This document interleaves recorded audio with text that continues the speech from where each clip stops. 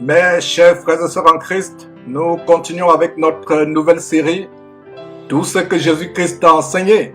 Tout ce que Jésus-Christ a enseigné.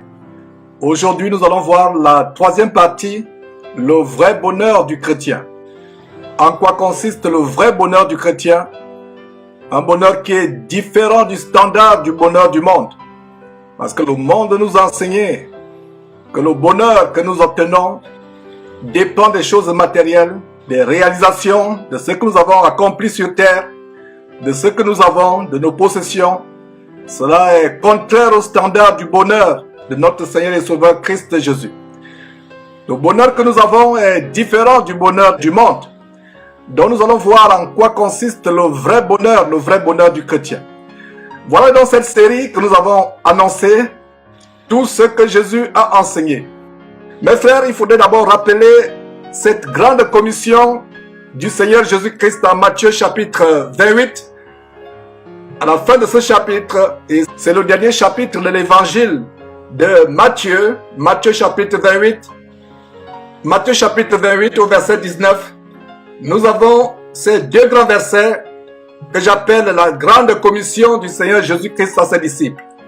Le verset 19 dit: allez, faites de toutes les nations des disciples, les baptisant au nom du Père, du Fils et du Saint-Esprit. Verset 20, et enseignez-leur à observer tout ce que je vous ai prescrit. Et voici, je suis avec vous tous les jours. Je suis avec vous tous les jours jusqu'à la fin du monde.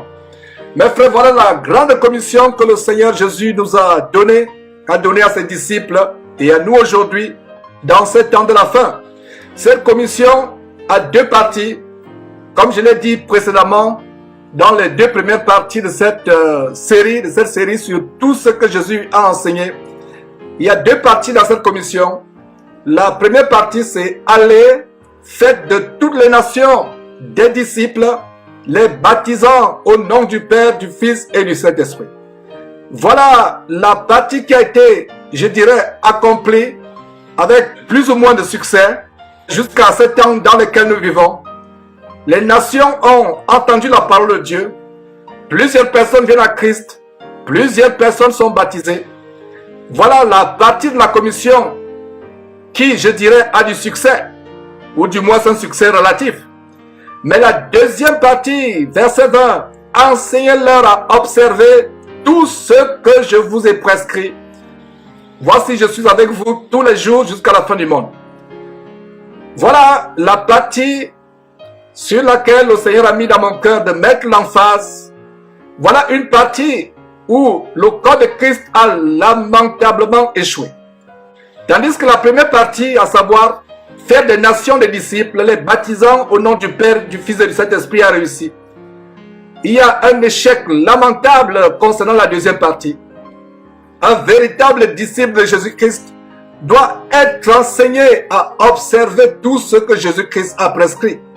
D'où le but de cette série. Nous avons échoué lamentablement en ce qui concerne la deuxième partie de cette commission. Toute évangélisation qui se limite à attirer les gens vers Christ, à faire des gens des disciples de Christ, en les baptisant, sans leur enseigner à observer tout ce que Jésus-Christ a prescrit, c'est une évangélisation partielle, c'est une évangélisation limitée, c'est une évangélisation qui ne produit pas ses effets. La véritable évangélisation consiste non seulement à faire des personnes, les gens, les nations, les disciples, mais une fois qu'ils sont disciples, une fois qu'ils ont été baptisés, il est question maintenant de leur enseigner tout ce que Jésus-Christ a prescrit. Tout ce que Jésus-Christ a prescrit. Et comme je le disais, nous avons à cœur de faire plus tard un tableau qui recense tout ce que Jésus-Christ a prescrit, tout ce qu'il a sorti, tout ce qu'il a enseigné directement venant de sa bouche. Et il y a des Bibles d'ailleurs qui ont les paroles de Jésus-Christ en rouge. Donc ceux qui ont de telles Bibles ont la tâche facile. Et ils pourront facilement recenser, voir tous les versets, voir toutes les paroles du Seigneur Jésus-Christ. Ils pourront facilement les retrouver toutes les paroles qui sont sorties littéralement de la bouche de notre Seigneur Jésus-Christ. une véritable évangélisation consiste non seulement à amener les gens à Christ, à faire des gens les disciples de Jésus-Christ, mais à leur enseigner tout le conseil, tous les commandements du Seigneur Jésus-Christ. C'est lamentable comment ces églises qui ne sont que des morgues évangéliques, des salles d'attente pour l'enfer, font des disciples qui se dirigent vers l'enfer. Mes frères et sœurs, peu importe comment vous avez reçu le Seigneur, peu importe tout ce que vous avez pu accomplir dans le Seigneur, ce qui est plus important, c'est d'observer les commandements du Seigneur, Et d'ailleurs, nous avons en Matthieu chapitre 5 au verset 19, une autre recommandation du Seigneur Jésus-Christ. Qu'est-ce que le Seigneur Jésus-Christ dit dans ce verset? Celui qui supprimera l'un de ses plus petits commandements et qui enseignera aux hommes à faire de même sera appelé le plus petit dans le royaume de Dieu. Mais celui qui les observera et qui enseignera à les observer, celui-là sera appelé grand dans le royaume de Dieu. Mon frère, toi qui prêches l'évangile, toi qui sois pasteur, évêque, évangéliste, docteur, prophète, veux-tu être grand dans le royaume de Dieu? Voilà le secret. Voilà la clé ici pour être grand dans le royaume de Dieu. Nous devons enseigner les gens à observer ce que Jésus-Christ a enseigné. Et non seulement nous enseignons les gens, nous devons nous-mêmes observer. Suivez la première partie du verset 19. Mais celui qui les observera. Nous ne pouvons pas enseigner aux gens les choses que nous-mêmes nous n'enseignons pas. Vous leur dites de ne pas mentir, vous mentez. Vous leur dites de ne pas commettre l'adultère, vous commettez l'adultère. Vous leur dites de ne pas avoir les rapports sexuels avant le mariage. Vous-même, vous avez les rapports sexuels avant le mariage. Vous leur dites de ne pas faire la faute. Vous-même, vous faites la faute. Voilà, mes frères et sœurs, voilà la bonne façon de faire les disciples. Nous observons d'abord ce que le Seigneur Jésus-Christ a observé, même jusqu'au plus petit commandement. Nous observons d'abord nous-mêmes. Ensuite, nous enseignons les autres à observer. Et si nous le faisons en tant que prédicateurs de l'évangile, la Bible déclare, et la bouche du Seigneur Jésus-Christ, au verset 19, nous serons appelés grands dans le royaume des cieux, pas grands sur la terre. Contrairement à cet évangile diabolique de la prospérité, du kingdom now, du royaume maintenant, qui vous amène à être grand sur terre, à vous élever sur terre, la véritable grandeur est à venir. C'est celle qui sera au ciel. Voilà la véritable grandeur. Et pour avoir cette grandeur dans le ciel, dans le royaume des cieux à venir, nous devons faire deux choses. D'abord, observer nous-mêmes jusqu'au plus petit commandement de ce que le Seigneur Jésus-Christ a enseigné, a prescrit. Et ensuite, enseigner aux autres. Voilà la bonne manière de faire des disciples. Il ne s'agit pas de dire tout simplement, venez au Seigneur Jésus-Christ, venez. Les églises aujourd'hui sont remplies de chrétiens non repentants, de chrétiens non convertis et de non-chrétiens tout court.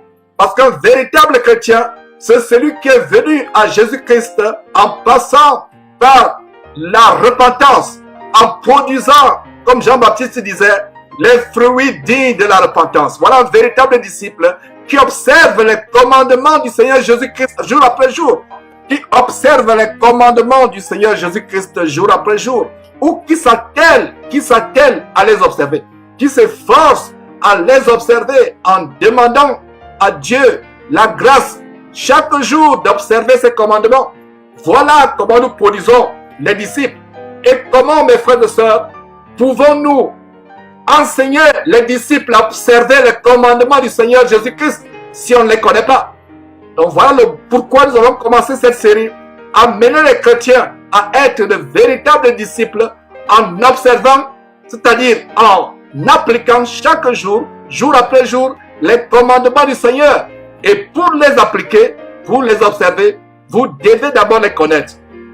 Alors aujourd'hui, mes frères, nous allons voir dans ce chapitre 5 quelques prescriptions du Seigneur, quelques recommandations du Seigneur, comment avoir le bonheur. Comment avoir le vrai bonheur? Un bonheur qui n'a rien à voir avec le bonheur sur terre.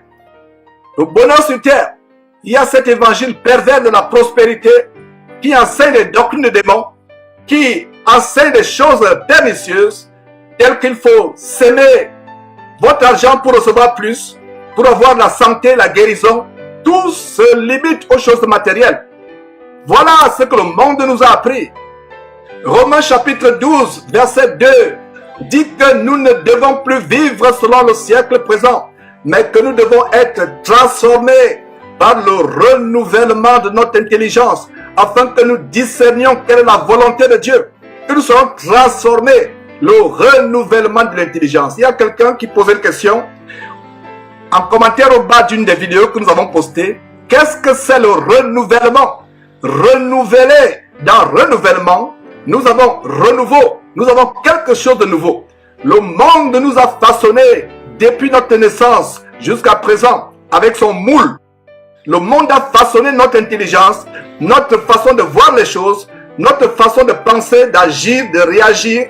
Alors il est question aujourd'hui, une fois que nous sommes en Christ, d'avoir une nouvelle intelligence. Donc dans renouveler, nous avons renouveau. Et dans renouveau, nous avons nouveau.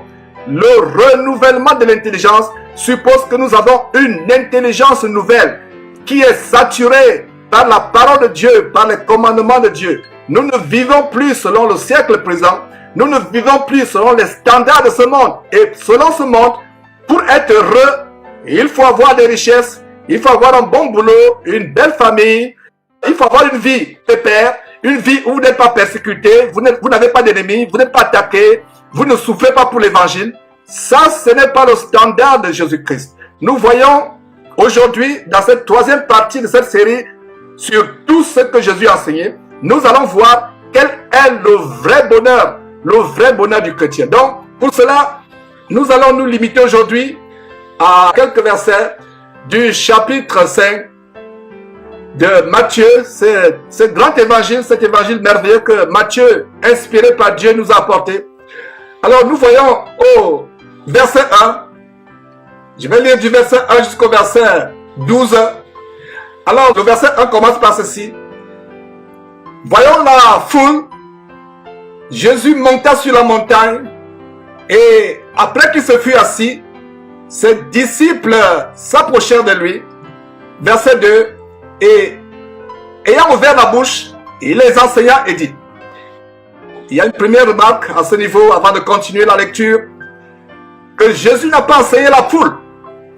Beaucoup de personnes croient que ce que Jésus a dit, ce grand sermon sur la montagne, en Matthieu chapitre 5, Matthieu chapitre 6, Matthieu chapitre 7, parce que le grand sermon de Jésus-Christ sur la montagne s'étale sur 3 chapitres. Matthieu chapitre 5, Matthieu chapitre 6, Matthieu chapitre 7. Et voilà un bon condensé de toutes les prescriptions de Jésus-Christ, de tout ce que Jésus-Christ a enseigné, de tout ce que Jésus-Christ a recommandé. Voilà un bon condensé, voilà un bon sommaire. Mes frères et sœurs, si vous voulez savoir véritablement la crème de ce que Jésus-Christ a enseigné à ses disciples, lisez ces 3 chapitres. Et je vous recommanderais même de lire ces 3 chapitres, ne serait-ce qu'une fois par mois. Pourquoi pas 2 fois par mois? Pourquoi pas 1 fois par semaine? Outre les autres livres de la Bible que vous lisez, les autres évangiles, les autres livres de l'Ancien Testament, les autres livres du Nouveau Testament, concentrez-vous, mes frères et sœurs, à mémoriser ces paroles qui sont sorties directement de la bouche de Jésus-Christ. Alors, il faut remarquer quelque chose. Ce n'est pas à la foule que Jésus enseignait. Jésus a vu la foule, il est monté sur la montagne, et après qu'il se fut assis au verset 1, ses disciples s'approchèrent de lui. Qui s'approchait de lui? Il a dit, ses disciples. Verset 2, puis ayant ouvert la bouche, il les enseigna. Il les enseigna, les enseigna. Les émis pour qui? Les émis pour disciples, mes frères et sœurs. Quand vous lisez la Bible, vous devez même faire appel aux règles de logique grammaticale pour bien comprendre la parole de Dieu. Nous voyons ici, au verset 2, puis ayant ouvert la bouche, il, Jésus-Christ, les enseigna, les émis pour qui? Les émis pour disciples.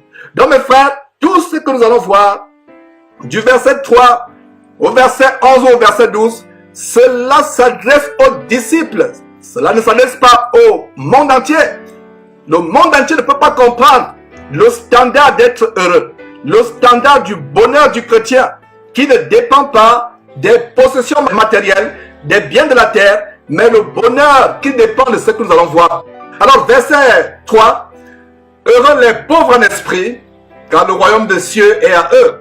Verset 4, heureux les affligés, car ils seront consolés. Heureux les débonnaires, car ils hériteront la terre. Verset 6, heureux ceux qui ont faim et soif, heureux ceux qui ont faim et soif de la justice, car ils seront rassasiés. Verset 7, heureux les miséricordieux, car ils obtiendront miséricorde. Verset 8, heureux ceux qui ont le cœur pur, car ils verront Dieu. Verset 9, heureux ceux qui procurent la paix, car ils seront appelés fils de Dieu.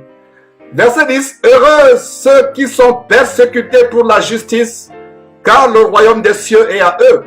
Heureux, verset 11, heureux serez-vous lorsqu'on vous outragera, qu'on vous persécutera et qu'on dira faussement de vous toutes sortes de mal, à cause de moi, c'est-à-dire à cause de Jésus. Verset 12, réjouissez-vous et soyez dans l'allégresse, parce que votre récompense sera grande dans les cieux, car c'est ainsi qu'on a persécuté les prophètes qui ont été avant vous. Voilà donc mes frères et sœurs, les versets qui font l'objet de cette troisième partie de la nouvelle série, tout ce que Jésus-Christ a enseigné. On va revenir point par point sur ces versets, bien les disséquer, bien les analyser pour votre compréhension spirituelle. Et qu'est-ce que nous pouvons voir? Une première remarque, mes frères, c'est que le mot heureux apparaît 9 fois. 9 fois le Seigneur Jésus parle du mot heureux. 9 fois. Verset 3, heureux les pauvres en esprit. Verset 4, heureux les affligés. Verset 5, heureux les débonnaires. Verset 6, heureux ceux qui ont faim et soif de la justice. Verset 7, heureux les miséricordieux. Verset 8, heureux ceux qui ont le cœur pur. Verset 9, heureux ceux qui procurent la paix. Verset 10, heureux ceux qui sont persécutés pour la justice. Verset 11, heureux serez-vous lorsqu'on vous outragera. Mes frères et sœurs, l'homme du monde, l'homme charnel ou le chrétien charnel ne peut pas comprendre ce standard d'être heureux. Et le but de cet enseignement, de cette section, de cette troisième partie de cette nouvelle série, c'est de vous amener à vous élever au standard, à savourer le vrai bonheur de Dieu. Un bonheur qui n'a rien à voir avec les choses matérielles. Mes frères et sœurs, que dit Somme chapitre 4? Somme chapitre 4 verset 7 dit quoi? Ou verset 8, tout dépend de votre Bible. Tu mets dans mon cœur plus de joie qu'ils n'en ont quand abondent leurs froment et leurs mou. Voilà le psalmiste qui anticipait déjà plusieurs siècles avant la naissance de Jésus-Christ, avant l'avènement de Jésus-Christ. Il anticipait le vrai bonheur. Regardez comment nous pouvons avoir la joie, plus de joie que n'en ont les hommes riches. Et d'ailleurs, plaise à Dieu, nous verrons ce grand enseignement sur pourquoi Dieu permet que les méchants prospèrent et que les vrais chrétiens justes, pieux, le croyants, souffrent ou soient malheureux. Et je vous invite à cette grande émission, plaise à Dieu. Mais voilà, mes frères, comment le psalmiste dans ce verset 7 ou 8 anticipait déjà ce que Jésus-Christ nous enseigne en Matthieu chapitre 5. Notre joie n'est pas fonction de la joie du monde. Notre joie ne vient pas de la même manière que vient la joie du monde. Voilà. Et c'est tellement merveilleux. Retournons dans Matthieu chapitre 5. Donc, 9 fois, du verset 3 au verset 11, nous voyons comment le mot heureux revient. Et c'est un peu d'analyser, mes frères et sœurs, ce que c'est le mot heureux. Je vous ai toujours donné un conseil. Quand un mot que vous lisez dans la Bible n'est pas clair, faites même référence au dictionnaire. Ouvrons une parenthèse pour voir ce que c'est le mot heureux. Ce mot qui apparaît 9 fois dans ce chapitre. S'il apparaît 9 fois, c'est parce que c'est tellement important. Alors, voyons ce que c'est le mot heureux. Une personne heureuse est une personne qui jouit du bonheur, qui est constamment et durablement content de son sort, de sa condition et de tout ce qui lui arrive. Une personne heureuse manifeste le bonheur Et tout son être est marqué par ce bonheur qui se reflète même sur son visage. Et vous voyez son visage qui est toujours heureux. Et vous vous demandez même, est-ce que ce monsieur, est-ce que cette femme, cet homme a des problèmes dans sa vie? Une personne heureuse est très satisfaite, très contente de ce qui lui arrive, de ce qui se produit dans sa vie en général. Que cela soit positif ou négatif. Voilà ce que c'est une personne heureuse. Voilà ce que c'est une personne heureuse. Alors, voyons ces versets point par point. Commençons par le verset 3. Heureux les pauvres en esprit, car le royaume de Dieu est à eux. Et non seulement ce verset nous dit comment nous pouvons être heureux. Ce verset également nous donne une condition pour aller au ciel. Il a dit, heureux les pauvres en esprit, car le royaume des cieux est à eux. Et un détail à comprendre ici, c'est les pauvres en esprit. Qu'est-ce qu'un pauvre en esprit? Aujourd'hui, la société nous a habitués à l'élévation, et une manière d'avoir cette élévation, c'est d'avoir des bagages académiques assez élevés, c'est d'avoir des diplômes. Et vous ne pouvez pas véritablement aller à Dieu avec votre bagage intellectuel. C'est pour cela qu'il est difficile pour un agrégé en philosophie ou en droit de devenir un véritable chrétien. Parce que leur raisonnement, leur grand savoir fait obstacle à la compréhension de la parole de Dieu. C'est pour cela que dans 2 Corinthiens chapitre 10 verset 5, nous renversons les raisonnements et toute hauteur qui se lève contre la connaissance de Dieu et nous amenons toute pensée captive à l'obéissance de Christ. 2 Corinthiens chapitre 10 verset 5, nous renversons les raisonnements et toute hauteur qui se lève contre la connaissance de Dieu et nous amenons toute pensée captive à l'obéissance de Christ. Donc, tout raisonnement, toute hauteur, la hauteur de l'intellectualisme, la hauteur des diplômes, la hauteur des savoirs acquis dans les séminaires, des savoirs acquis dans les universités prestigieuses. Voilà une hauteur, voilà des murailles qui se lèvent jusqu'au ciel pour nous bloquer l'entrée dans le royaume de Dieu. Les pauvres en esprit, c'est les personnes qui sont analphabètes, qui sont illettrées selon ce monde. Et même si ces personnes ont eu des grands diplômes, quand elles viennent à Christ, quand ces personnes viennent à Christ, elles décident de se défaire, de se débarrasser de tout leur savoir séculier, de toute leur connaissance universitaire et de devenir des pauvres en esprit. Être pauvre en esprit, c'est avoir un esprit, une intelligence qui est tellement humble comme celle d'un enfant. Rappelez-vous, le Seigneur Jésus, qu'est-ce qu'il disait? Si quelqu'un ne devient comme un enfant, il ne pourra entrer dans le royaume de Dieu. Mon frère, ma soeur, malgré tous tes diplômes, malgré tout ton grand bagage intellectuel, malgré toutes tes distinctions académiques, quand tu viens à Christ, prends la décision de devenir pauvre en esprit. Ne mets pas tes bagages intellectuels, tes grands savoirs séculiers académiques comme une muraille, une hauteur que tu élèves et elle va te fermer lamentablement la porte qui te mène au royaume de Dieu. Et tu seras jeté en enfer. Voilà pourquoi Jésus dit, heureux les pauvres en esprit, car le royaume de Dieu est à eux. Le royaume de Dieu est à eux. Le royaume de Dieu est à ceux qui sont pauvres en esprit. Mes frères, est-ce un hasard que parmi les disciples, les apôtres que Jésus s'est choisi quand il a commencé son ministère terrestre, il n'y avait pas de personnes ayant un grand bagage intellectuel? C'était des personnes incultes, illettrées. Lisez le livre d'Actes, quand les gens comme Pierre, Jean s'adressaient au peuple était tellement choqué, surpris de dire, et il disait, mais d'où leur vient ce savoir, ces gens qui n'ont jamais appris, qui sont illettrés, qui sont incultes? C'est pour cela que mes frères et sœurs, si vous êtes riches intellectuellement, vous avez votre grand savoir, que ce savoir vienne des universités séculières, que ce savoir vienne des séminaires théologiques, des grandes universités théologiques. Si ce savoir ne vous est pas donné par le Saint-Esprit, selon qu'il est dit dans Jean chapitre 14, verset 26, le Saint-Esprit vous conduira dans toute la vérité, vous enseignera ces choses. Si vous ne connaissez véritablement pas la parole de Dieu de manière spirituelle, beaucoup de chrétiens aujourd'hui connaissent la parole de Dieu de manière intellectuelle. De manière intellectuelle. C'est pour cela que la plupart de ces pasteurs que nous dénonçons, qui sont sortis des grandes universités théologiques, comme l'université franc-maçonnique de Oral Roberts à Oklahoma, Tulsa, Oklahoma, ils ne connaissent rien de Dieu. Dieu ne les connaît pas. Ils ne connaissent rien de Dieu. L'homme animal ne connaît pas les choses de l'Esprit de Dieu parce que c'est une folie pour lui. Nous voyons un exemple d'un homme qui n'était pas pauvre en esprit. Il était plutôt riche en esprit, tellement versé dans la loi de Moïse, élevé selon les connaissances théologiques séculières. Allons en Jean chapitre 3 pour voir cela.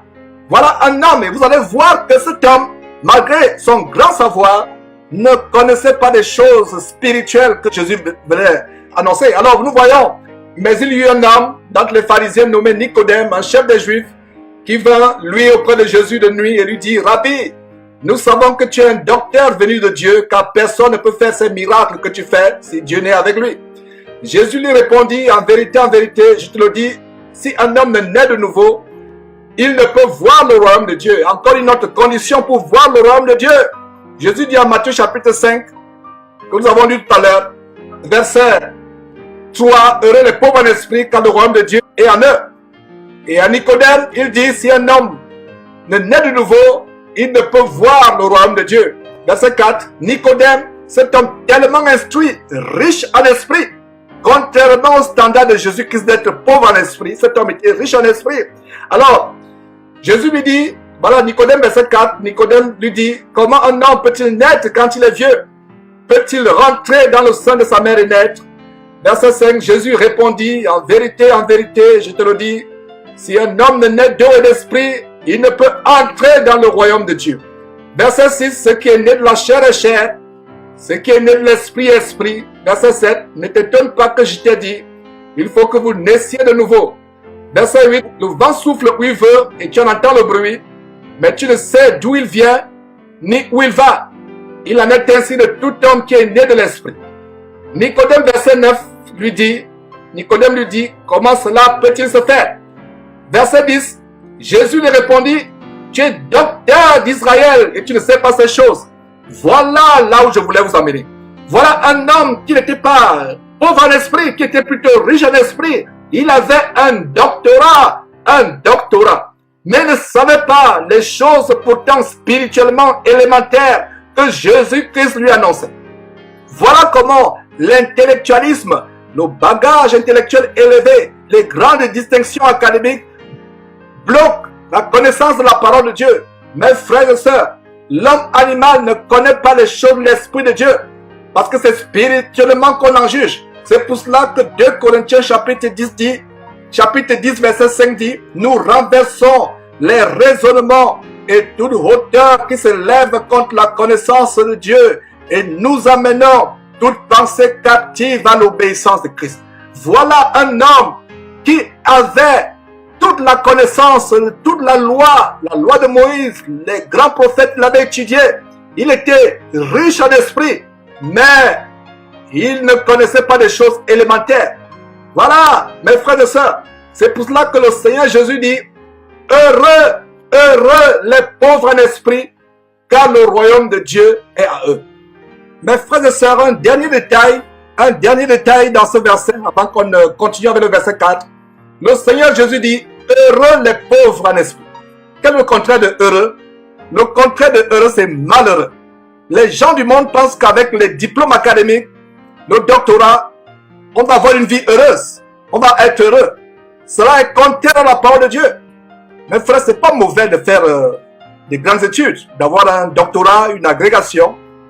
Mais ce qui est important, c'est qu'avec votre agrégation, avec votre doctorat, votre maîtrise, prenez la résolution de demeurer pauvre en esprit, afin que la parole de Dieu puisse pénétrer votre intelligence, remplacer ce que le monde vous a enseigné, et ainsi vous amener au royaume de Dieu. Autant il est difficile pour un riche d'entrer dans le royaume de Dieu, autant il est difficile pour quelqu'un qui est tellement riche en esprit, qui a tellement des bagages intellectuels et qui se lève lui-même dans sa tête, qui s'enorgueillit, qui se vante, qui pense qu'il est quelque chose avec son savoir, avec ses diplômes. et qui produit la vantardise, l'orgueil, l'élévation, voilà, ça ferme la porte au royaume de Dieu. Non seulement ça ferme la porte au royaume de Dieu, ça vous rend misérable. Alors quelqu'un va dire, mais Georges, comment peut-on être misérable avec des grands diplômes, en augmentant son savoir, en augmentant ses connaissances? Allons dans Ecclésiaste. Voyons ce qu'Ecclésiaste dit. Et pour la petite histoire, Ecclésiaste, c'est le roi Salomon. Et le roi Salomon, c'est quelqu'un à qui Dieu a donné une intelligence que aucun homme sur terre, jusqu'à ses contemporains, ne pouvait avoir une telle intelligence. Et mon opinion est même que, en dehors de Jésus-Christ, qui est issu selon la chair, de Salomon, qui est le descendant de Salomon selon la chair, mon opinion personnelle est que, en dehors de Jésus-Christ, il n'y a pas eu sur la terre quelqu'un qui ait un grand savoir séculier humain, un savoir du monde, que celui de Salomon. Quelqu'un qui était élevé en sagesse. Dieu avait exaucé sa prière, sa demande à savoir être intelligent, avoir la sagesse. Alors, que dit Salomon? Alors au verset 17, Salomon dit ceci. Quand vous voyez l'Ecclésiaste dans la Bible, ça fait référence au roi Salomon.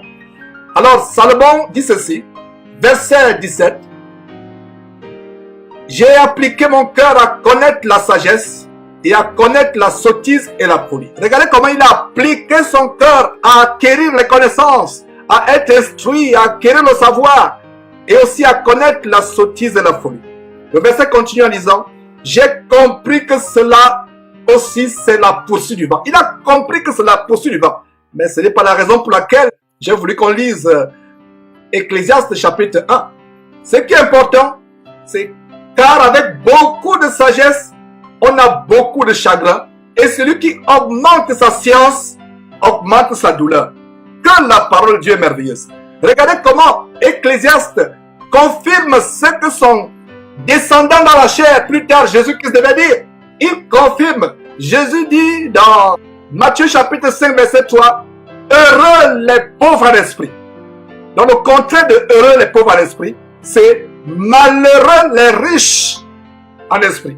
Ceux qui ont un grand savoir, qui ont augmenté leur science, leur connaissance, leur savoir, au point de les élever comme une muraille qui se lève jusqu'au ciel.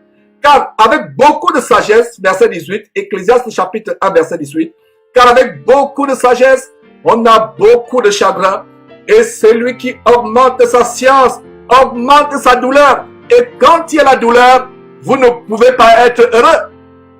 Mes frères et sœurs, est-ce que vous comprenez comment le standard de bonheur de Jésus-Christ est contraire au standard du monde? Heureux les pauvres en esprit, car le royaume des cieux est à eux. Pour le monde, pour être heureux, avoir le bonheur, une bonne position sociale, il faut avoir un grand bagage intellectuel. Cela n'est pas mauvais.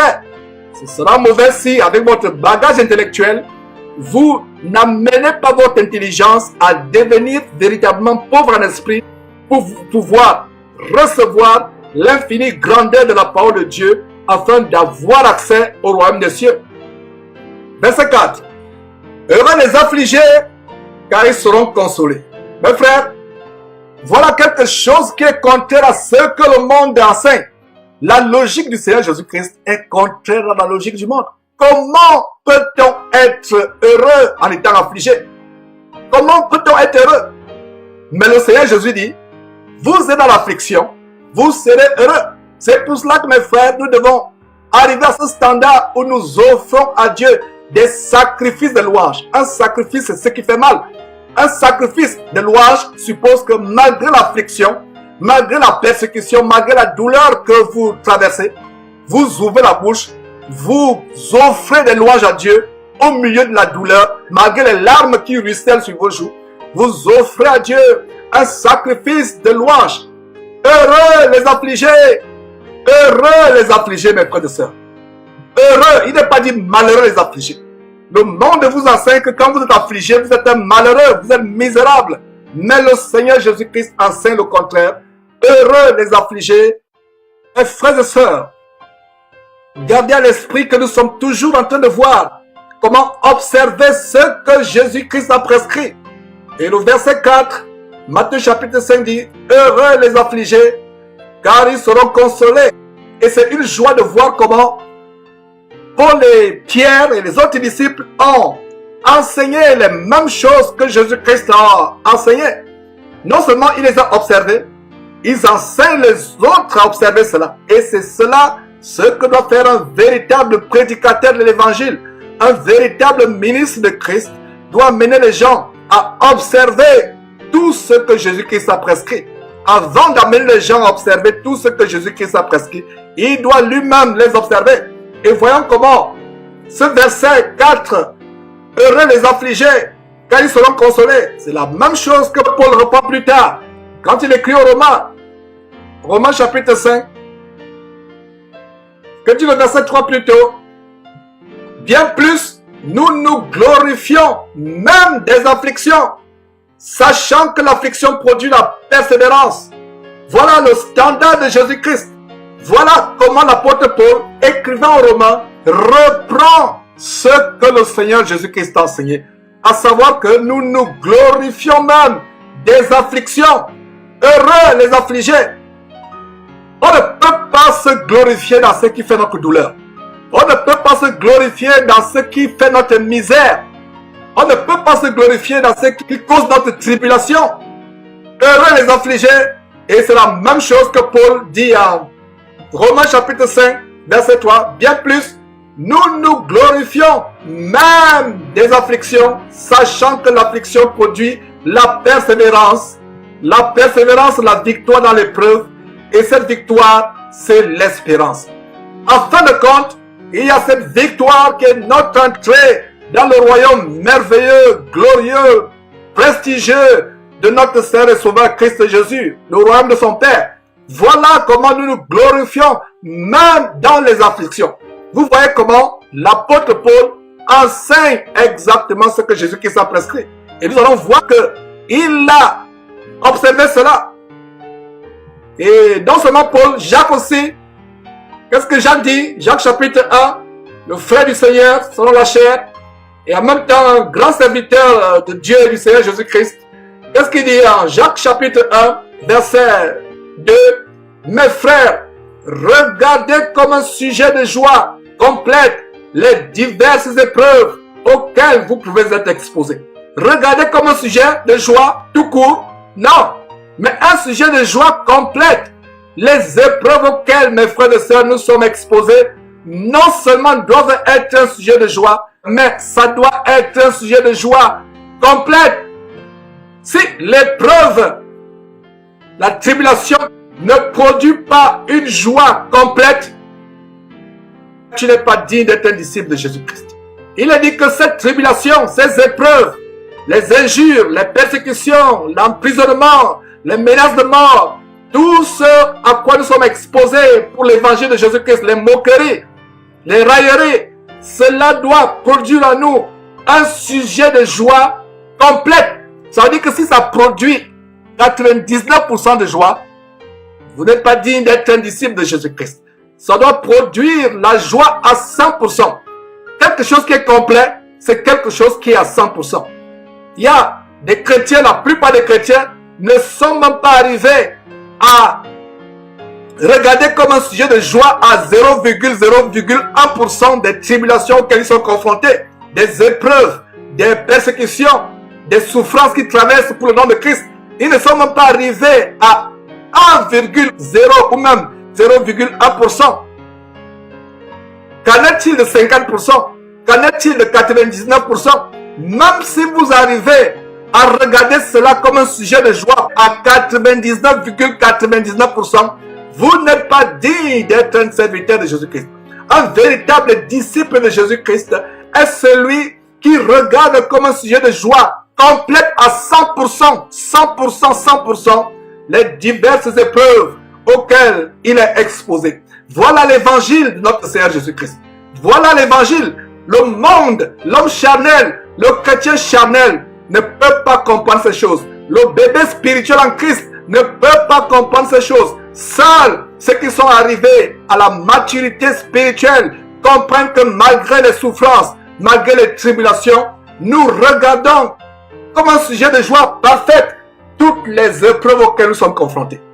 Voilà ce qu'on peut retenir de ce verset 4. Nous poursuivons au verset 5. Heureux les débonnaires quand ils hériteront la terre. Je reprends.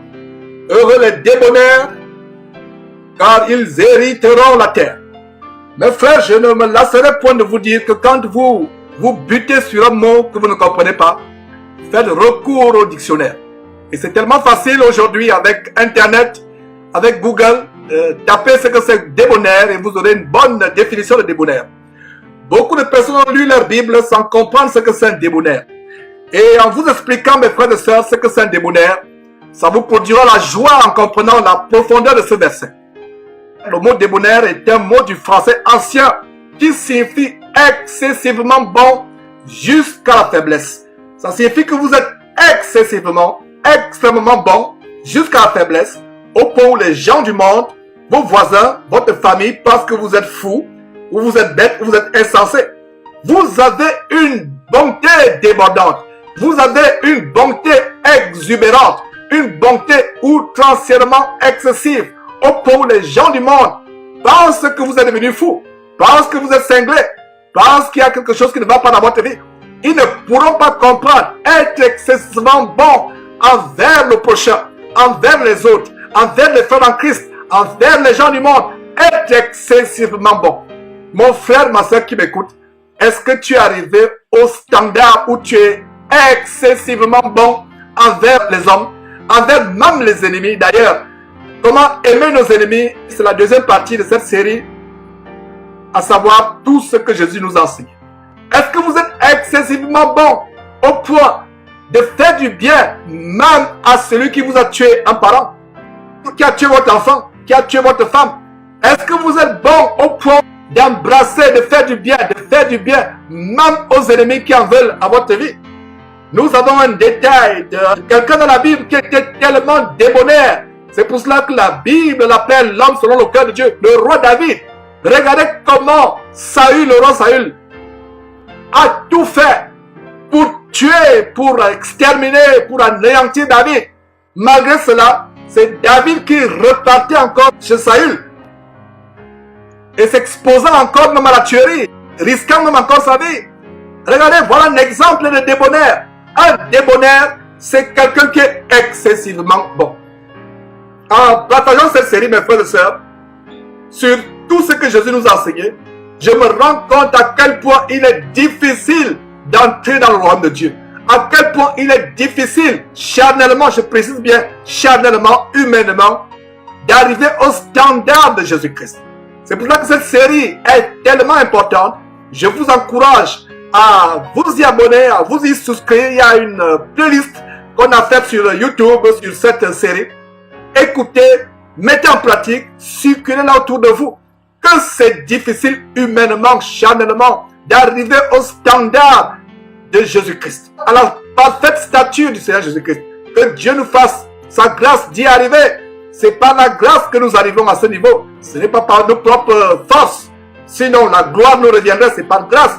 Que Dieu nous fasse grâce de nous élever au standard où nous sommes excessivement bons, au point où les gens du monde pensent que nous sommes fous. Excessivement bons. La bonté envers nos voisins, nos collègues, nos familles, même ceux qui sont nos ennemis. Voilà le standard auquel Dieu voudrait que nous arrivions. Verset 6. Heureux ceux qui ont faim et soif de la justice, car ils seront rassasiés. La justice n'est pas de cette terre. Ayant moi-même travaillé par le passé dans la justice, je peux vous rassurer que la justice n'est pas de cette terre. Peut-être que toi qui me suis, tu as fait l'objet d'injustice, une décision du tribunal injuste a été prise à ton encontre. Tu as été injustement licencié. Tu as été injustement dans la société, dans ton travail, dans ta famille, peu importe le cadre dans lequel tu peux te retrouver, peu importe l'environnement dans lequel tu as été victime d'injustice. Mon frère, ma soeur, comprends que la justice n'est pas de cette terre. Heureux ceux qui ont faim et soif de la justice, car ils seront rassasiés. La vraie justice n'est pas de ce monde. Recherchons la justice de Dieu au moyen de sa parole. Cette parole qui a été faite chair, Cette parole qui est Jésus-Christ selon Apocalypse chapitre 19, verset 13, qui dit que Jésus-Christ est la parole. Jésus-Christ est la parole. Verset 7. Heureux les miséricordieux, car ils obtiendront miséricorde. La miséricorde signifie le caractère de toujours pardonner à tout ce qui nous fait le mal. Le Seigneur Jésus a été confronté à une question. L'apôtre Pierre qui s'est approché, qui s'approche de Jésus pour lui poser cette question. D'ailleurs, on peut lire cette histoire en Matthieu chapitre 18. Lisons cette histoire pour voir le standard de miséricorde auquel Jésus nous appelle. Et on voit à partir du verset 21. Alors Pierre s'approcha de lui, c'est-à-dire du Seigneur Jésus, et lui dit, Seigneur, combien de fois pardonnerai-je à mon frère lorsqu'il péchera contre moi? Sera-ce jusqu'à 7 fois? Pierre savait qu'il fallait pardonner jusqu'à 7 fois. Et c'est d'ailleurs une bonne chose que Pierre sache qu'il faut pardonner 7 fois. Pierre voulait avoir la confirmation qu'il faut pardonner jusqu'à 7 fois. Mais regardez comment Pierre sera ébranlé, affligé de ce que ce n'est pas seulement 7 fois. Pierre savait qu'au moins, il faut pardonner jusqu'à 7 fois. Mais mon frère, ma soeur, combien sont ceux parmi nous qui savent qu'il faut même pardonner ne serait-ce qu'une fois ou 2 fois. Nos cœurs sont remplis de rancœur, d'aigreur, de manque de pardon, de ressentiment à l'égard des autres. Au moins, Pierre savait qu'il fallait pardonner jusqu'à 7 fois. Mais la plupart d'entre nous n'arrivent même pas à pardonner ne serait-ce qu'une fois. Regardez ce que Jésus-Christ a accompli pour nous sur la croix, son grand sacrifice.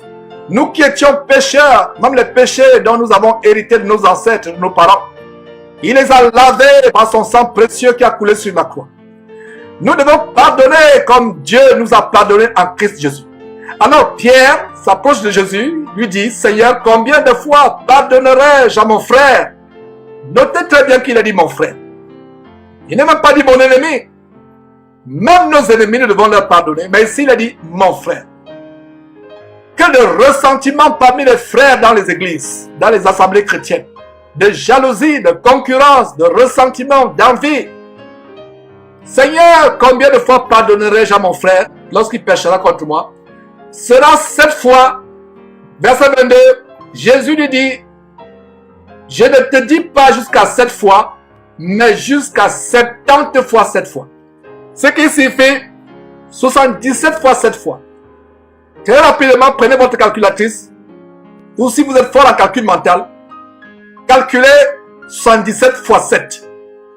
Bien-aimés frères et sœurs en Christ, 70 multiplié par 7, ça fait 490 fois. Savez-vous quelqu'un qui a péché contre son frère 490 fois? Ma compréhension de ce verset, c'est qu'il faut toujours pardonner. Parce que je ne sais pas si quelqu'un a péché contre son frère jusqu'à 490 fois. Jésus savait que ce serait impossible de pécher contre quelqu'un 490 fois. Connaissez une personne qui a péché contre vous 490 fois? Donnez-moi le nom de cette personne. Ce que je comprends ici, Jésus voulait leur enseigner qu'il faut toujours pardonner. Il faut toujours pardonner. Ce n'est pas une fois, 2 fois, 3 fois, 4 fois, 10 fois, 20 fois, 30 fois. C'est jusqu'à 70 fois, 7 fois. En d'autres termes, c'est constamment. Constamment. Mes frères et sœurs, voilà le standard de pardonner. Nous pardonnons constamment, constamment. D'ailleurs, Luc reprend la même histoire en Luc chapitre 17. Luc chapitre 17, verset 3. Prenez garde à vous-même. Si ton frère a péché, reprends-le et s'il se repent, pardonne-lui. Verset 4. Et s'il a péché contre toi 7 fois dans un jour, et que 7 fois il revienne à toi, disant, je me repens, tu lui pardonneras. Voilà. Et s'il a péché contre toi 7 fois dans un jour, et que 7 fois il revienne à toi, disant, je me repens, tu lui pardonneras. Regardez ce que les apôtres disent au verset 5. Les apôtres disent au Seigneur, augmente la foi. Mes frères, pouvoir pardonner à un frère constamment, qui vient dans un seul jour pécher 7 fois contre vous et même plus, cela demande de la foi. Et si nous avons du mal à pardonner, même aux gens qui nous ont fait les pires forfaits, les pires tourments, qui nous ont causé les torts les plus inimaginables qui soient, nous devons pardonner. Nous devons demander à Dieu, oh Seigneur, Dieu au nom de Jésus-Christ, augmente-nous la foi, afin que nous puissions avoir ce cœur de bonté, qui puisse pardonner, qui puisse exercer la miséricorde. Revenons donc à Matthieu chapitre 5, verset 7. Heureux les miséricordieux, car ils obtiendront miséricorde. Verset 8, toujours Matthieu chapitre 5, qui fait l'objet de notre troisième partie sur la nouvelle série. Tout ce que Jésus-Christ a enseigné et comment manifester le bonheur. Et c'est ça le sujet d'aujourd'hui, le vrai bonheur des véritables enfants de Dieu. Verset 8, Matthieu chapitre 5, verset 8. Heureux ceux qui ont le cœur pur, car ils verront Dieu.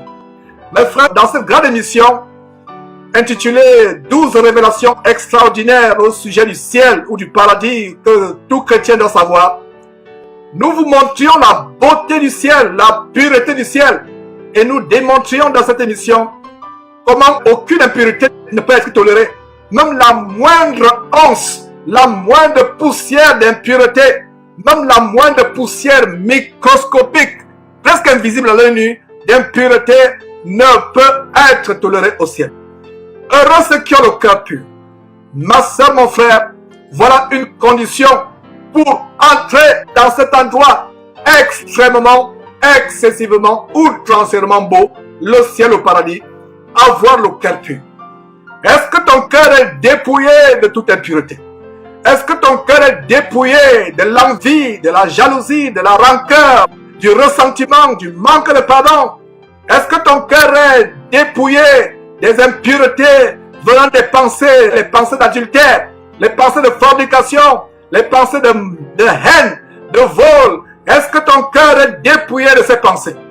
Nous devons dépouiller nos cœurs de toutes mauvaises pensées, les pensées de rapine, de fraude, d'escroquerie, de mensonges, des pensées d'impudicité. Est-ce que ton cœur est pur? Aucune impureté ne sera tolérée dans le royaume de Dieu. Dieu est pur, il est saint. Le royaume de Dieu est pur, infiniment pur. Le royaume de Dieu est pur, infiniment, infiniment pur. Celui dont le cœur n'est pas pur ne pourra entrer dans le royaume de Dieu. Hâtons-nous, pendant qu'il est temps, pendant que nous sommes encore en vie, hâtons-nous à rechercher par-dessus toute chose la pureté de notre cœur. Un cœur dépouillé de la haine, de l'envie, de la jalousie, des querelles, du ressentiment. Dépouillons-nous, mes frères et sœurs. Aucun cœur impur ne pourra voir Dieu. Nous poursuivons avec le verset 9. Heureux ceux qui procurent la paix, car ils seront appelés fils de Dieu. Nous avons non seulement la condition pour avoir le bonheur véritable, à savoir procurer la paix, mais nous avons aussi une autre condition pour être appelé fils ou fille de Dieu, à savoir procurer la paix. Je reprends mes frères et sœurs. Nous avons la condition non seulement pour être heureux, avoir le bonheur, mais aussi la condition pour être appelé fils ou fille de Dieu. Cette condition, c'est procurer la paix. La paix est tellement importante. La paix est un thème récurrent dans le Nouveau Testament. D'ailleurs, la paix fait partie des 9 composantes qui forment le fruit de l'esprit en Galates chapitre 5 verset 22. Mais le fruit de l'esprit, c'est l'amour, la joie, la paix, la patience, la bonté, la bénignité, la fidélité, dont la paix fait partie des 9 composantes qui forment le fruit de l'esprit. La paix est importante. La paix est tellement importante, mes frères et sœurs. Un véritable disciple de Jésus-Christ est celui qui procure la paix, qui répand la paix autour de lui. Quand il passe quelque part, quand il est quelque part, il dégage une atmosphère de paix. Il répand une atmosphère de paix. Il affecte les autres par cette atmosphère de paix. Voilà, mes frères et sœurs, un véritable chrétien. Procurez la paix. Procurez la paix. Ça me rappelle il y a plusieurs années, mon père était engagé dans la police camerounaise à l'époque des indépendances du Cameroun. Il a été engagé comme un gardien de la paix. À l'époque, il y avait ce titre dans la police camerounaise, gardien de la paix. C'était des personnes dont la charge était de répandre la paix, de contribuer à maintenir la paix. En préparant cet enseignement, j'ai pensé à ce travail séculier de procurer la paix, d'être gardien de la paix. Ça me rappelle aussi les opérations de maintien de la paix des Nations Unies dans les endroits où il y a des conflits. Ils sont là pour maintenir la paix, pour procurer la paix. Mais la paix que Jésus-Christ nous a donnée, la paix que nous procurons, n'est pas la paix dans le monde. Je m'étonne souvent comment on peut donner les prix Nobel de la paix aux gens qui n'ont même pas la paix, qui n'arrivent pas à trouver le sommeil, qui manquent d'appétit. Vous avez un prix Nobel de la paix, vous n'avez pas de paix dans votre cœur, vous n'avez pas de paix dans votre foyer, dans votre famille, avec votre épouse, avec votre enfant. Il n'y a pas de paix entre vous et les membres de votre famille. Il n'y a pas de paix entre vous et votre épouse. Il n'y a pas de paix entre vous et vos collègues, mais vous êtes prix Nobel de la paix. Voilà la paix du monde. Et c'est d'ailleurs la raison pour laquelle le Seigneur Jésus dit à Jean chapitre 14, verset 27, « Je vous laisse la paix, je vous donne ma paix. Je ne vous la donne pas comme le monde donne, que votre cœur ne se trouble point et ne s'alarme point. » La paix est tellement importante et voilà un détail. La paix que nous avons de Jésus-Christ et que nous procurons nous en tant que chrétiens n'a rien à voir avec la paix du monde. La paix dans le monde, c'est que tout va bien, vous êtes en bonne santé, il n'y a pas de guerre, il n'y a pas de conflit, vous avez un bon boulot, vous avez un bon compte d'épargne, tous vos enfants se portent bien. Ça, c'est la paix du monde. La paix selon Dieu, c'est une paix, c'est une quiétude, c'est une tranquillité, même au milieu des bombes, qu'elles soient physiques, qu'elles soient spirituelles, que vos ennemis vous lancent. Même au milieu de l'adversité, de la souffrance, de la douleur, notre cœur ne se trouble pas. Nous avons la paix. Voilà la véritable paix que le Seigneur Jésus nous a donnée. La paix, comme je l'ai dit, est un fruit de l'esprit. Ça fait partie des 9 composantes qui sont appelées le fruit de l'esprit. En Galates chapitre 5, verset 22. La paix est importante. Nous ne recevons pas la paix sur le monde. C'est comme le bonheur sur le monde. Le bonheur sur le monde, c'est être riche, avoir de l'argent, avoir des gratte-ciels, avoir des avions privés, avoir des voitures de luxe, avoir un grand compte bancaire. Voilà ce qui produit la paix sur le monde. En fait, ce n'est même pas la paix. Ça ne produit pas la paix. Mes frères et sœurs, les cabinets de cardiologues sont remplis des clients fortunés qui ont tous dans le monde, mais ils ont des problèmes cardiaques. Qu'est-ce que la crise cardiaque? Ça vient du fait que les gens ont des soucis. Votre richesse ne vous procurera pas la paix.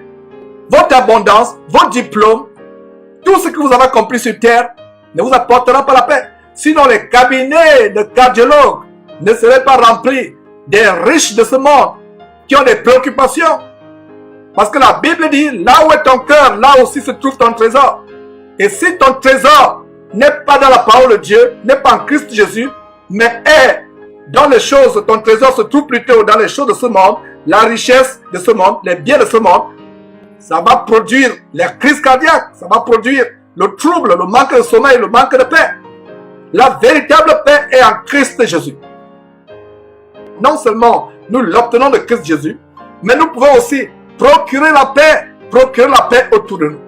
Il y a un détail tellement important. En Jean chapitre 20, l'avant-dernier chapitre de l'évangile de Jean, nous voyons comment la paix est importante. Le mot paix revient plusieurs fois dans ce chapitre. Jean chapitre 20. À partir du verset 19, qu'est-ce qu'on voit? Et là, nous voyons Jésus ressuscité qui apparaît à ses disciples. Et nous voyons au verset 19, regardez la toute première parole que Jésus dit à ses disciples étant ressuscité dans son corps ressuscité. Vous pensez que c'est par hasard?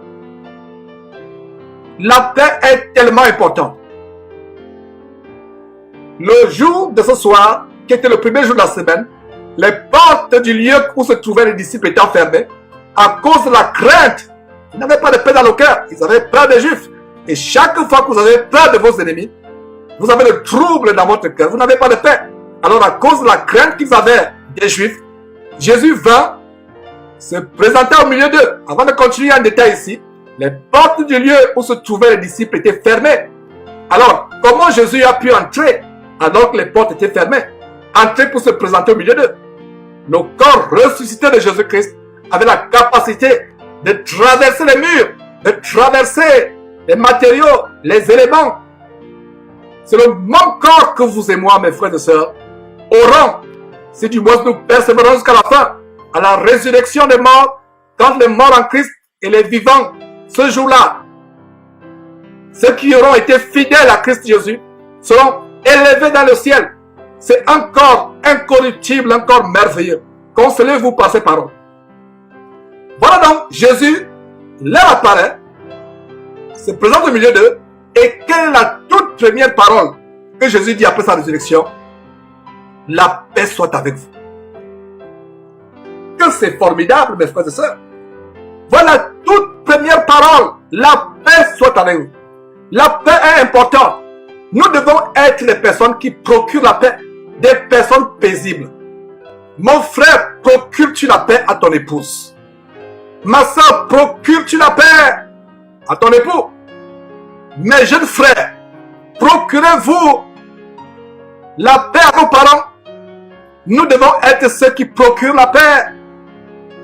Quand tu troubles à ton mari, ma soeur, ton mari perd-il l'appétit? Perd-il le sommeil? À cause de tes extravagances, à cause de ton insoumission, à cause de tes adultères multipliés? Ma soeur, ton mari a-t-il le sommeil? A-t-il l'appétit? A-t-il la paix? Avec tout ce que tu lui fais, les infidélités, les aventures extra-conjugales, les insolences, le manque de respect, les insultes, ton mari a-t-il la paix? Ma soeur, mon frère, ta femme a-t-elle la paix? Tu l'insultes, tu la rabroues, tu la persécutes, tu la traites comme si elle était une serpillère, comme si elle était moins qu'un papier hygiénique. Mon frère, ta femme a-t-elle la paix? Les larmes avec lesquelles ta femme inonde son oreiller, ses draps, ses larmes s'élèvent au ciel. Nous devons être ceux qui procurent la paix. Voilà la grandeur de ce verset. Heureux ceux qui procurent la paix, car ils seront appelés fils de Dieu. Nous ne devons pas être ceux-là qui répandent autour de nous le trouble, les conflits. Est-ce celui-là qui cause les scandales, qui cause les conflits, soit dans ta famille, soit dans ton lieu de travail, soit dans ton église? Es-tu celui-là qui cause les conflits, les troubles, les scandales, les disputes? Un vrai disciple de Jésus-Christ, pour être heureux sur terre, avoir le bonheur, doit être celui-là qui procure la paix. C'est ainsi qu'il sera appelé enfant de Dieu, fils de Dieu. Voilà l'évangile de Jésus-Christ. Voilà tout le conseil de Dieu. Tous les commandements de Jésus-Christ que nous vous enseignons. Tout ce que Jésus a prescrit. Voilà comment, en Jean chapitre 20, le mot paix apparaît 3 fois. Ce n'est pas par hasard. La première parole que Jésus adresse à ses disciples dans son corps ressuscité, après la résurrection, c'est la paix soit avec vous. Le verset 20 continue, et quand il lui dit cela, il leur montra ses mains et son côté. Ses disciples furent dans la joie en voyant le Seigneur. Verset 21, Jésus leur dit à nouveau, la deuxième parole, la paix soit avec vous. Comme le Père m'a envoyé, moi aussi je vous envoie. C'est la même parole, il répète. Donc les deux phrases les deux premières phrases que Jésus donne à ses disciples, vous et moi, après sa résurrection, c'est quoi? La paix soit avec vous. Au verset 19, la paix soit avec vous. Au verset 21, la paix soit avec vous. Et nous voyons comment, toujours dans ce chapitre, une troisième fois, 8 jours après, 8 jours plus tard, 8 jours plus tard, les disciples de Jésus étant de nouveau dans la maison, et Thomas se trouvant avec eux, Jésus vint, les portes étant fermées, se présenta au milieu d'eux et dit, la paix soit avec vous. 8 jours avant, Jésus se présente au milieu de ses frères. Après sa résurrection, après que Dieu son Père lui eut ressuscité des morts, Jésus se présente au milieu de ses frères. Il dit, première parole, il dit, la paix soit avec vous, et il répète à 2 reprises. 8 jours après, à nouveau, il apparaît à travers les murs. Thomas est présent cette fois-là. Jésus dit la même chose. La première parole qu'il dit, la paix soit avec vous. La paix est tellement importante. La paix est tellement importante, mes frères et sœurs. Nous devons procurer la paix. Si toi, jeune frère en Christ, tu causes des soucis à ta mère, à ton père ou pauvre, ils peuvent même avoir la crise cardiaque. Parce que tu dilapides leur argent. Parce que tu passes le temps à, au lieu de faire les études, tu passes le temps à forniquer à gauche à droite, t'amouracher à gauche à droite avec les prostituées. Tu auras des comptes à rendre à Dieu. Nous devons être ceux-là qui procurent la paix. Tu ne peux pas dire que tu es fils ou fille de Dieu si tu n'es pas celui par qui les gens reçoivent la paix. Nous les chrétiens, nous devons être ceux-là qui procurent la paix. Dès que quelqu'un est en contact avec nous, dès que nous ouvrons la bouche, même par notre comportement, la personne est envahie par une atmosphère de paix. Nous sommes les procureurs de paix. Voilà un rôle du chrétien, pouvoir procurer la paix à toute personne que nous rencontrons. À toute personne que nous rencontrons. Nous devons être ceux-là qui consolent les autres. Donc si toi, jeune frère, tu as connu l'évangile de Christ et tu es dans une famille où tes parents n'ont pas connu l'évangile, tu dois être celui-là qui donne la paix, qui procure la paix à tes parents. Si toi, ma soeur, tu as connu l'évangile, au lieu de continuer à être celui-là qui cause le trouble à ton mari, tu dois être celle-là par qui ton mari connaîtra la paix véritable. Le contraire de paix, c'est le trouble. C'est pour cela que Jésus pouvait leur dire que votre cœur ne se trouble pas, croyez en moi. La paix est importante. C'est le thème récurrent du Nouveau Testament. On voit par exemple Paul écrivant aux Philippiens, Philippiens chapitre 4, verset 7. Et la paix de Dieu, qui surpasse toute intelligence, gardera vos cœurs et vos pensées en Jésus-Christ. Colossiens chapitre 3, 15. Et que la paix de Christ, à laquelle vous avez été appelés, vous formez un seul corps, règne dans vos cœurs et soyez reconnaissants. Et soyez reconnaissants. Mes frères, nous devons être en paix les uns avec les autres. Non seulement nous devons procurer la paix, nous devons être en paix les uns envers les autres. Voilà un commandement du Seigneur. Voilà un commandement du Seigneur. Dans Romains chapitre 12, au verset 18, s'il est possible, tant que cela dépend de vous, soyez en paix avec tous les hommes. Soyons en paix avec tous les hommes autant que cela dépend de nous. Soyons en paix avec tous les hommes. Mon frère, ma soeur, tu ne dois pas avoir les ennemis autant que cela dépend de toi. Sois débonnaire, c'est-à-dire sois excessivement, exagérément bon, même avec tes ennemis, pour les gens du monde vont encore te critiquer en disant que tu es tellement fou. Comment tu peux être aussi bon? Soyons en paix avec tous les hommes. Soyons en paix. Voilà l'évangile véritable du Seigneur Jésus-Christ. S'il est possible, autant que cela dépend de vous, soyez en paix avec tous les hommes. Il y a un bonus à ce niveau.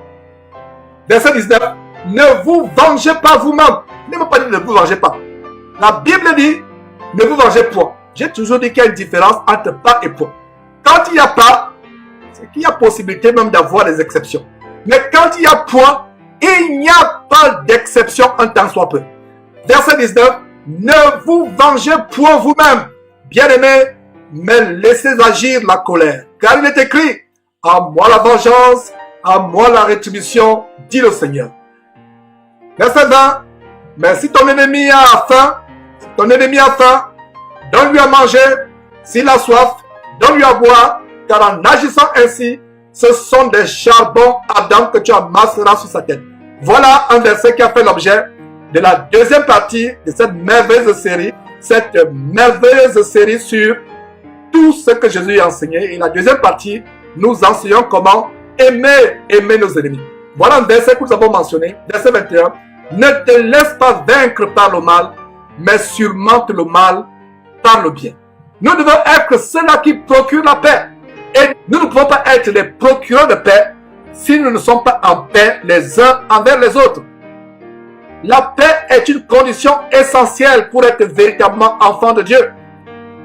Nous devons rechercher la paix. Et nous pouvons voir cela en Romains, chapitre 14. Romains, chapitre 14, verset 19. Ainsi donc, recherchons ce qui contribue à la paix et à l'édification mutuelle. Recherchons ce qui contribue à la paix. Nous devons être les procureurs de paix. D'ailleurs, dans ce chapitre 5 de Matthieu, là où nous sommes actuellement, Matthieu chapitre 5, qu'est-ce que nous voyons? Une condition avant de présenter ton offrande à Dieu. Voilà ce que le Seigneur Jésus recommande, verset 23. Si donc tu présentes ton offrande à l'autel et que là tu te souviennes que ton frère a quelque chose contre toi, verset 24. Laisse là ton offrande devant l'autel et va d'abord te réconcilier avec ton frère, puis viens présenter ton offrande. Voilà quelques détails tellement importants sur comment nous devons procurer la paix. Nous poursuivons avec le verset 10. Heureux ceux qui sont persécutés pour la justice, car le royaume des cieux est à eux. Voilà un verset qui défie la logique humaine. La logique humaine voudrait que quand vous êtes persécuté, vous souffrez, vous devez être malheureux, misérable. Mais ce n'est pas la logique de Christ. Même au milieu de la persécution, le Seigneur dit que notre bonheur vient du fait que nous sommes persécutés. Voilà, ça défie la logique humaine. La logique humaine ne peut pas comprendre ce verset que nous sommes en train de lire. La logique humaine, la logique charnelle, quand vous êtes persécuté, vous devez souffrir. Mais nous allons voir comment Paul et les autres apôtres ont enseigné et pratiqué la même chose. Ils ont enseigné et pratiqué la même chose. C'est pour ça que Paul pouvait dire dans Philippiens chapitre 4, réjouissez-vous dans le Seigneur. Je le répète, réjouissez-vous. Réjouissez-vous toujours. Voilà la clé dans ce verset, Philippiens chapitre 4, verset 4. Réjouissez-vous toujours dans le Seigneur. Je le répète, réjouissez-vous. Et plus tard, écrivant aux Thessaloniciens, le même apôtre Paul dit aux Thessaloniciens, 1 Thessaloniciens chapitre 5, verset 16, soyez toujours joyeux. Et non seulement, ils ont enseigné d'être joyeux, même au milieu de persécutions, ils ont appliqué cela. C'est pour cela que cette grande commission du Seigneur Jésus-Christ, en Matthieu chapitre 28, verset 20, nous devons enseigner aux gens comment observer ce que Jésus-Christ a prescrit. Et sur la base de Matthieu chapitre 5, verset 19, avant de leur enseigner à observer ce que Jésus a prescrit, nous devons nous-mêmes commencer par observer.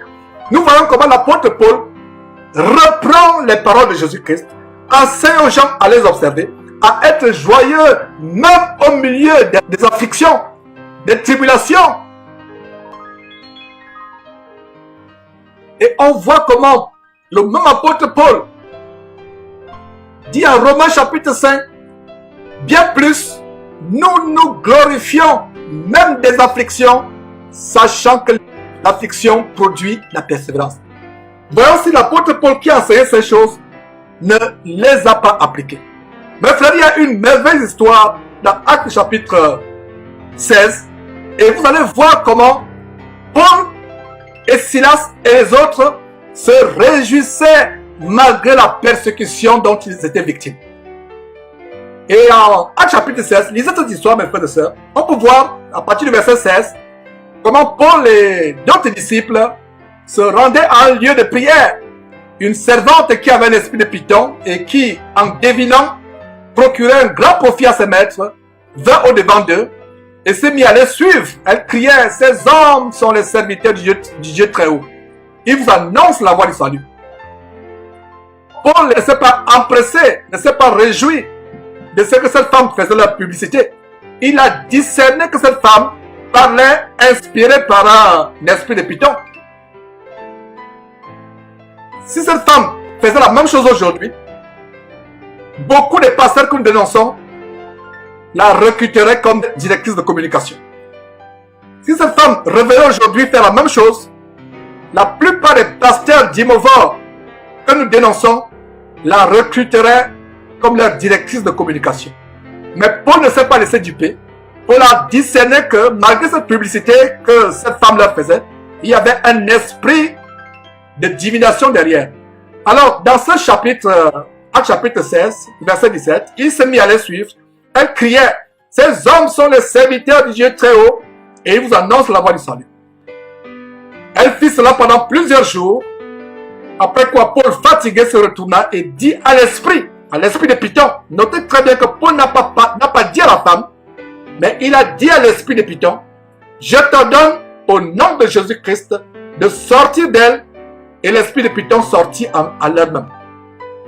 Les maîtres de la servante, voyant disparaître l'espoir de leur gain, se saisirent de Paul et de Silas et les traînèrent sur la place publique devant les magistrats. Ils les présentèrent aux prêteurs en disant, ces hommes troublent notre ville, ce sont des juifs qui annoncent des coutumes qu'il ne nous est permis ni de recevoir ni de suivre, à nous qui sommes romains. La foule se souleva contre eux et les prêteurs ayant fait arracher leurs vêtements, ordonnèrent qu'on les bâtit, qu'on bâtit Paul et les autres disciples de verges. Après qu'on les eut chargés de coups, ils les jetèrent en prison, et plus précisément, ils jetèrent Paul et Silas en prison, en recommandant aux geôliers de les garder sûrement. Verset 24, Actes chapitre 16, lisez cela par vous, mes frères. Le geôlier ayant reçu cet ordre, les jetant dans la prison intérieure, c'est-à-dire la prison de la prison. Donc ils étaient dans la prison de la prison, et leur mit les cèpes aux pieds. Est-ce que Pierre et Silas se sont mis à pleurer? Est-ce que Pierre et Silas se sont mis à gémir, à se lamenter, à se chamailler contre Dieu en disant, voilà Dieu, regarde tout ce que nous subissons. Regarde comment nous souffrons. Non. Le verset 25 de Actes chapitre 16 dit, vers le milieu de la nuit, Paul et Silas priaient et chantaient les louanges de Dieu. Voilà un exemple de sacrifice de louange. Un sacrifice fait mal. Un sacrifice n'est pas facile. Un sacrifice, c'est ce que vous offrez à Dieu au milieu de la souffrance, au milieu de la douleur. Chaque fois que vous lisez dans la Bible, offrez les sacrifices de louange à Dieu. Voilà un exemple. Voilà une parfaite illustration d'offrir les sacrifices de louange à Dieu. Donc, ils chantaient, ils ne pleuraient pas, ils ne pleurnichaient pas, ils ne gémissaient pas, ils ne se lamentaient pas. Vers le milieu de la nuit, Paul et Silas priaient et chantaient les louanges de Dieu et les prisonniers les attendaient. Verset 26, tout à coup, il se fit un grand tremblement de terre, en sorte que les fondements de la prison furent ébranlés au même instant. Toutes les portes s'ouvrirent et les liens de tous les prisonniers furent rompus. Toutes les portes s'ouvrirent et les liens de tous les prisonniers qui les entendaient chanter, furent rompus. Voilà comment et pourquoi le Seigneur Jésus-Christ dit, heureux ceux qui sont persécutés pour la justice, car le royaume des cieux est à eux. Verset 11. Heureux serez-vous lorsqu'on vous outragera, lorsqu'on vous persécutera et qu'on dira faussement de vous toutes sortes de mal à cause de moi. Voilà comment Paul ne se limitait pas seulement à enseigner les disciples à observer ce que son maître, notre maître Jésus, avait prêché à savoir être heureux malgré les persécutions et les afflictions. Mais lui-même, il pratiquait cela comme on vient de voir dans cette merveilleuse histoire d'Actes chapitre 16. C'est donc la raison pour laquelle Paul peut dire en Romains chapitre 5 verset 3, bien plus, nous nous glorifions même des afflictions, sachant que l'affliction produit la persévérance. Voilà donc comment en Actes chapitre 16, au verset 25, Paul et Silas se glorifiaient même des afflictions. Même des afflictions. Cela défie la logique humaine. Cela défie la logique humaine, mes frères et sœurs. On a non seulement l'exemple de Paul, mais nous avons aussi l'exemple de Pierre et les autres apôtres qui, à Actes chapitre 5, furent battus de verges pour avoir fait des miracles au nom de Jésus-Christ et pour avoir prêché la bonne nouvelle de l'évangile de Jésus-Christ. On peut voir au verset 41 de Actes chapitre 5 comment les apôtres Pierre et les autres se retiraient du Sanhédrin, joyeux d'avoir été jugés dignes de subir les outrages pour le nom de Jésus-Christ. Joyeux! Voilà de quoi Jésus parlait. Voilà de quoi Jésus parlait, mes frères et sœurs. Voilà de quoi Jésus parlait. Heureux serez-vous lorsqu'on vous outragera, lorsqu'on vous persécutera et qu'on dira faussement de vous toutes sortes de mal à cause de moi.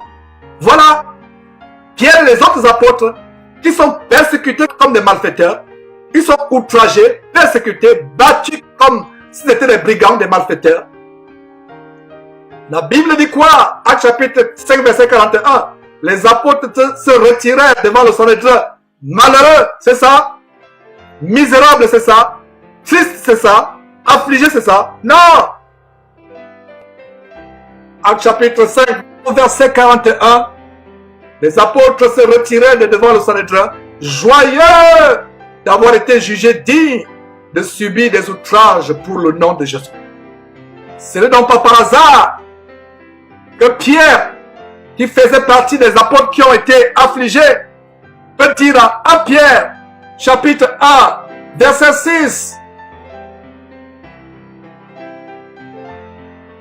C'est là ce qui fait votre joie, quoique maintenant, puisqu'il le faut, vous soyez attristés pour un peu de temps par diverses épreuves. Voilà! Regardez comment la parole de Dieu s'ajuste comme les maillons d'une chaîne. Jésus recommande d'être heureux, d'être joyeux. Il dit que vous serez joyeux quand on vous outragera. On vous battra de verges. Et voilà un exemple comment les apôtres, Pierre et les autres, se retirent devant le Sanhédrin, joyeux d'avoir été jugés, dignes de subir des outrages pour le nom de Jésus. C'est une joie, c'est un honneur. Mon frère, ma soeur, si tu souffres pour le nom de Jésus-Christ, comprends à partir d'aujourd'hui que c'est un honneur. C'est un honneur de souffrir. Donc, ne sois plus affligé quand on t'insulte, quand on te calomnie, quand on dit toutes sortes de mauvaises choses. Voilà, il a fait ceci, il a fait cela, c'est un criminel, c'est un voleur, c'est un bandit, c'est un hérétique, c'est un franc-maçon. Il détourne beaucoup de personnes de la foi. C'est un impudique. On dit toutes sortes de mauvaises choses de vous. Peu importe ce que les hommes pensent de vous. Même si les 6 milliards de personnes de la terre disent de vous que vous êtes mauvais, que vous êtes un méchant, un criminel, un impudique, un voleur, un bandit. Souciez-vous de ce que Dieu dit. Heureux serez-vous lorsqu'on vous outragera, lorsqu'on vous persécutera et qu'on dira faussement de vous toutes sortes de mal à cause de moi Jésus. C'est la même chose que Pierre plus tard écrit après avoir lui-même observé ces choses. En Pierre chapitre 1 verset 6, c'est là ce qui fait votre joie, quoique maintenant, puisqu'il le faut, vous soyez attristés pour un peu de temps par diverses épreuves. Verset 7.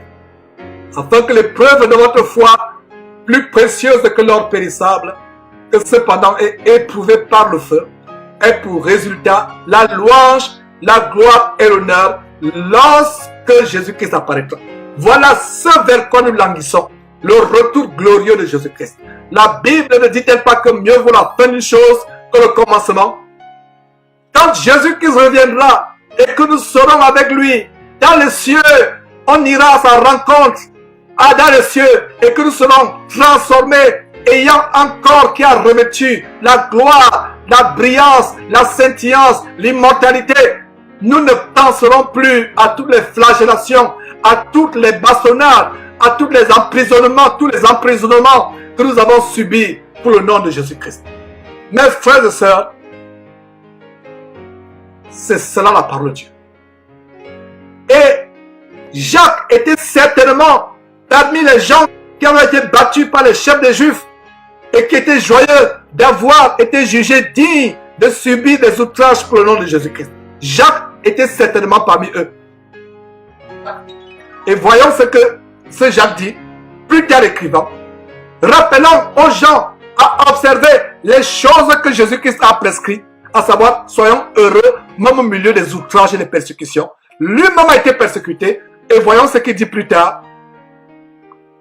On a cité ce verset, on le cite à nouveau. Jacques chapitre 1, verset 2. Mes frères, regardez comme un sujet de joie complète les diverses épreuves auxquelles vous pouvez être exposés. Verset 3. Sachant que l'épreuve de votre foi produit la patience. Mes frères, c'était un plaisir de vous partager cet enseignement sur le vrai bonheur, non selon le monde, mais le vrai bonheur selon Dieu. Voilà mes frères, c'est avec ces mots que nous concluons la troisième partie de cette merveilleuse série, tout ce que Jésus-Christ a enseigné. Et nous reviendrons, plaise à Dieu, dans quelques jours avec la quatrième partie, selon que le Saint-Esprit lui-même nous en inspirera. Ne manquez pas de vous abonner à notre chaîne YouTube Jésus-Christ TV, en cliquant sur le bouton s'abonner, juste au bas de la fenêtre de cette vidéo. Ainsi, vous recevrez automatiquement nos nouvelles vidéos, et vous ne raterez aucune. Vous connaîtrez la vérité, et la vérité vous affranchira. Jean 8, 32.